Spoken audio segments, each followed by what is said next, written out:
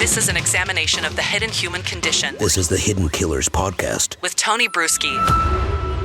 Joni Johnston is joining us for this segment. Joni, a clinical and forensic psychologist and a licensed private investigator. I want to talk about the death penalty in something like the Kohberger case, where we have some families weighing in saying, yeah, we are totally in support of it. Others saying, no, we are not.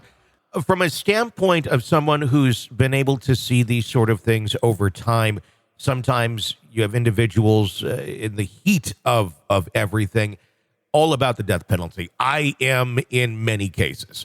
But at the same point, the process in which appeals go through and being drugged back into court over and over and over for victims is something that I've heard some family members say who've had a loved one that had been murdered is, I wish we would have just pushed for life in prison because this has become far more taxing on us than we ever thought it would be. Once the jury has reached a decision, you think, okay, well, now game over. It's not.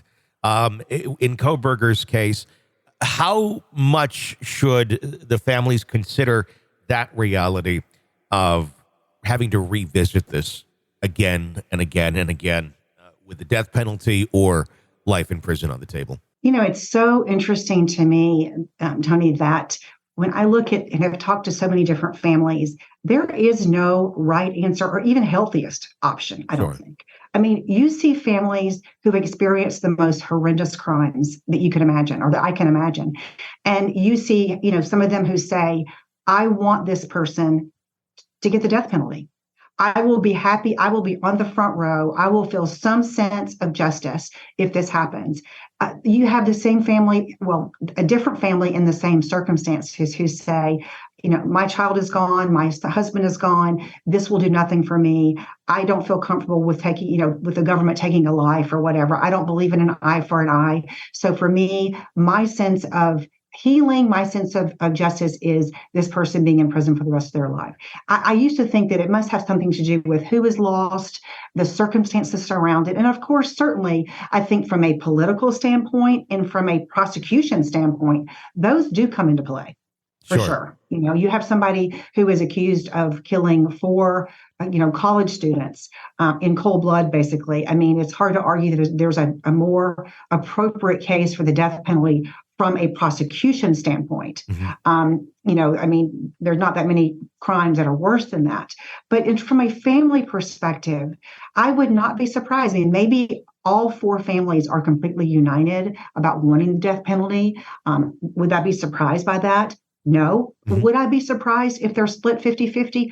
Absolutely not. So I do think a lot of times when you're talking about, you know, what families want, what they need, what feels right for them, I do think a lot of times it's based on things other than what happened. It is based on their values. It's based on their spiritual beliefs. It's based on their, a lot of other things. How often do we see cases where initially the family is all gung-ho for the death penalty, and then the person gets convicted, they're sentenced to death, but it's not like next week they get the death penalty and the case is over. It's 20, 30 years sometimes before the death penalty is actually executed. Do you ever see where somebody is, all about it, and then they, after the fact, have a change of heart because it continues to drag them into this horrible memory and just continues to re-victimize the people who have already suffered so much? I definitely have seen that. And I've seen families who initially were very, as you pointed out, gung-ho for the death penalty. And then I think what sometimes happens over time, and again, not always, is that person has a different perspective on it. 20 years has gone by, not just for the perpetrator, but for the family as well. And so we all change with time, right? We all change a lot of different things about ourselves. We grow up, we have different views, we have different life experiences.